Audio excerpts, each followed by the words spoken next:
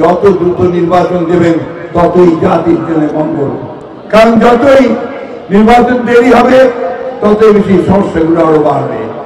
এই সরকারের কাছে আশা করেছিলাম তারা আমাদেরকে পথ দেখাবেন, একটা জনগণকে আশ্বস্ত করবেন যে এই সময়ের মধ্যে আমি সংস্কারগুলো কমপ্লিট করতে পারবো, আর এই সময়ের মধ্যে আমি নির্বাচনের একটা রোড ম্যাপ দিব।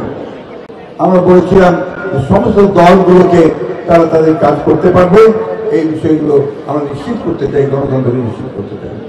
কিন্তু আমরা 3 মাস পর হয়ে গেল। এই সরকারের কাছে আশা করেছিলাম তারা আমাদেরকে পথ দেখাবেন, একটা জনগণকে আশ্বস্ত করবেন যে এই সময়ের মধ্যে আমি সংস্কারগুলো কমপ্লিট করতে পারবো, আর এই সময়ের মধ্যে আমি নির্বাচনের একটা রোড ম্যাপ দিব। তো সেই রোড ম্যাপ আমরা বারবার চেয়েছি। আবারও বলছি যে অনুগ্রহ করে সংস্কারগুলো, নির্বাচন কেন্দ্রিক সরকার সংস্কার প্রয়োজন, সেই সংস্কারগুলোকে দ্রুত করে যত দ্রুত নির্বাচন দেবেন ততই জাতির জন্য মঙ্গল। কারণ যতই নির্বাচন দেরি হবে ততই বেশি সমস্যাগুলো আরো বাড়বে।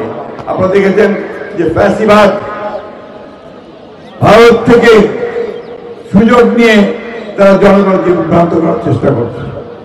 যে দেশে জনগণ বিভ্রান্ত হবে না, তাদের সমস্ত চক্রান্ত রুখে দেবে। কোনদিনই আর ফ্যাসিবাদকে তারা ফিরিয়ে আনবে না, অথবা কারো আধিপত্য তারা মেনে নেবে না।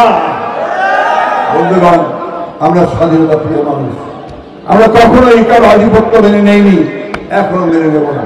তাই আজকে আমাদের বক্তব্য খুব স্পষ্ট যে আমরা আপনাদেরকে সহযোগিতা করতে চাই, আমাদের এই কেয়ারটেকার গভর্নমেন্ট সরকারকে।